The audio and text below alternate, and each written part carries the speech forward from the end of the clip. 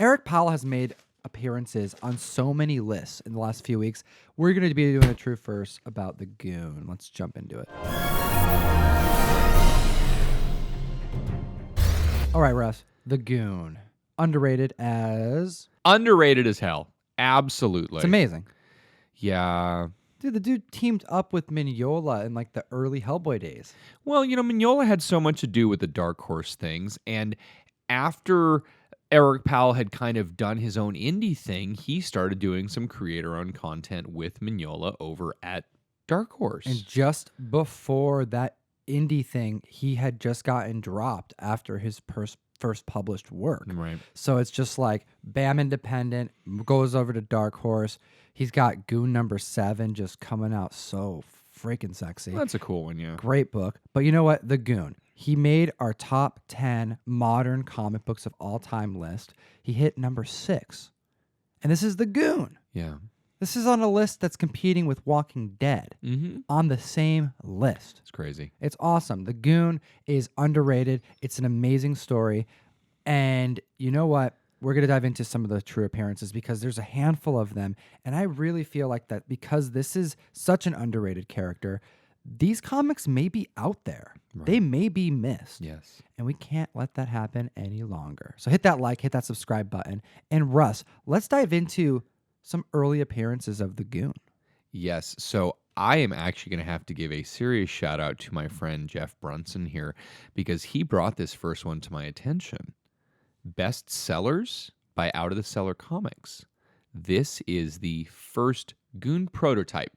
Ooh, we're going prototype. We're doing true first. You got to include some Well, prototypes. It's kind of like a dime press 4 prototype. I mean, that type of thing where you've got something in there. And Eric Powell had Monster Boy that was published in here. And Monster Boy is not the Goon, but he's a prototype of the Goon. And I actually have a copy of this that is autographed by Eric Powell and signed.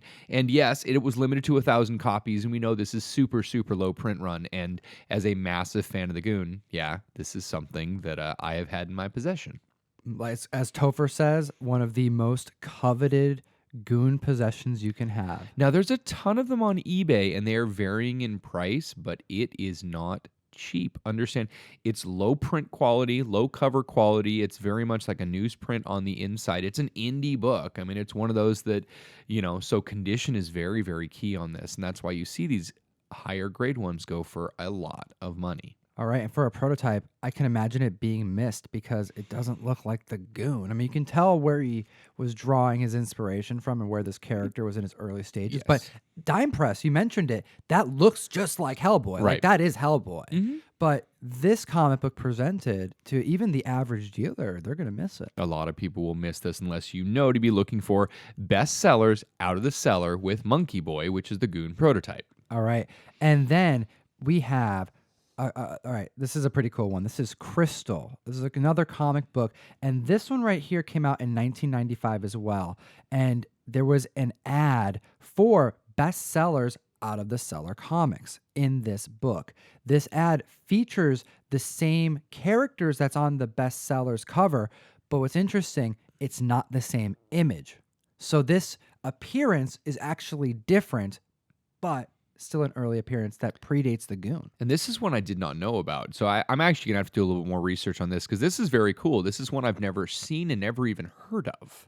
Yeah, it's a early appearance, and it's definitely one of the ones you got to keep an eye out for because it's just inside the book. All right? And then we move on to what is the most expensive Goon comic book deemed by the community. Yeah, Dreamwalker #0. Printed by Avatar in 1998.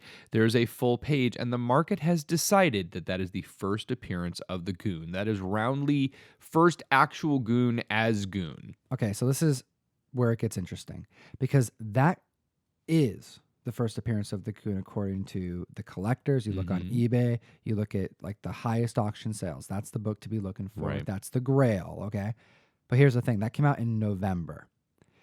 We have Avatar Illustrated Summer Special 98.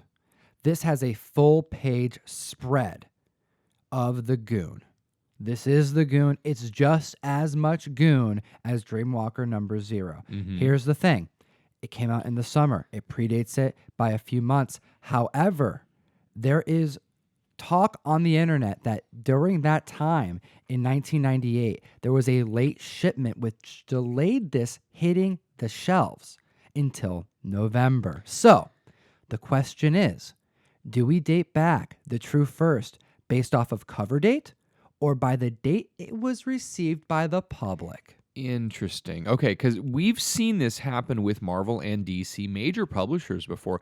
We'll have points in time where the indicia, the little fine print inside the comic book says, January 2019, and it's a book that came out in November 2018. So we actually have 2 months lead time there. We also have points in time where the Valentine's Day special comes out in April and we're 2 months late. So it's very, very tough to pinpoint an actual release date on this, even going back to Diamond and seeing when it was released. So this is an interesting one because it's a 20-year-old book at this point in time. And it's not that you can just rely on a comic book dealer's memory of did this come in on time. We need to actually pinpoint this. That's going to be tough. I want to know from the audience what they think about this, because this is a little bit of a conundrum here, because it's like I can see both sides to this, because if you go by date, it shouldn't be Dreamwalker. No, it shouldn't. Avatar is the one date-wise, yes. Right, but it isn't. Oh, it's so strange. I don't know. But now most collectors, what they do is they move on to the Goon issue number 1.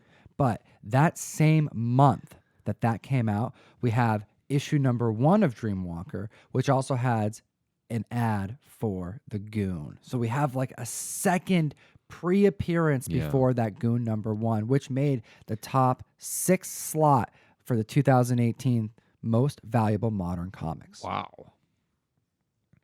That is impressive. It really, really is. And the fact that there's a couple different series of the Goon, and you have to pay attention to this, that Out of the Cellar and then Avatar, and then there's the stuff that comes out on Albatross Exploding Funny Books, and there's like a 3-issue series, and there's a 2-issue series, and then there's Dark Horse stuff. So if you're presented with a Goon number 1, make sure you do your research on it, because a number 1 is not a number 1 is not a number 1, because they're all printed differently, and there's 2 runs that come out on Albatross Exploding Funny Books. And those early ones, that 1, 2, and 3, all those, like really, those single-digit Goons surprisingly expensive. Yeah, a lot of people don't know, and they're out there.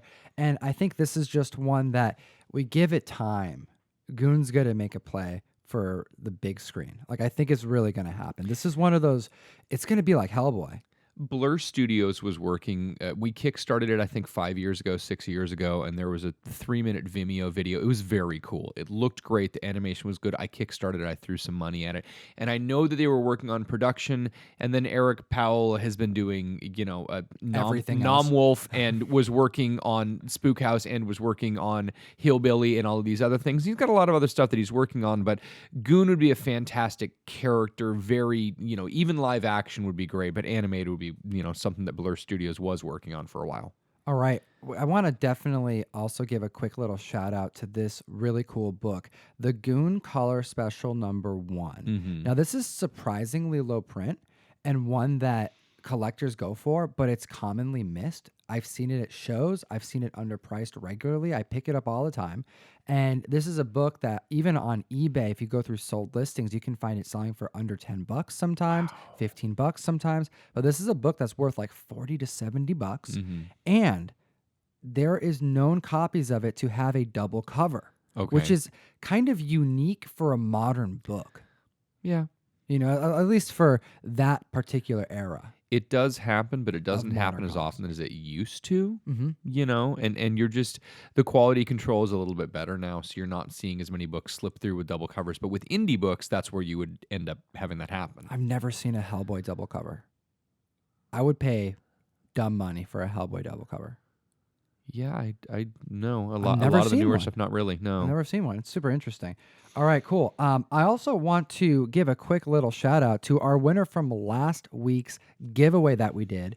It's not this book. We're giving that one away. We have this X-Men number 1. This one's going to Daniel Arzola.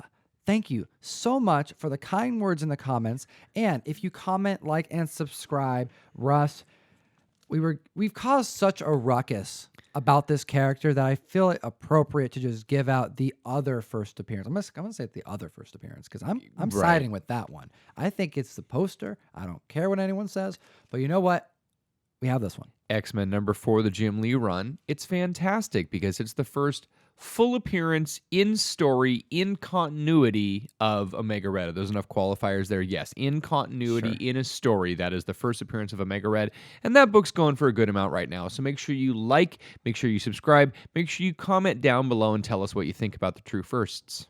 Hey, thank you, CBSI, comicbookinvest.com, for hooking us up with so many cool articles, including the True First. Make sure to hit the link in the description to go check them out. And, as always, Geek responsibly.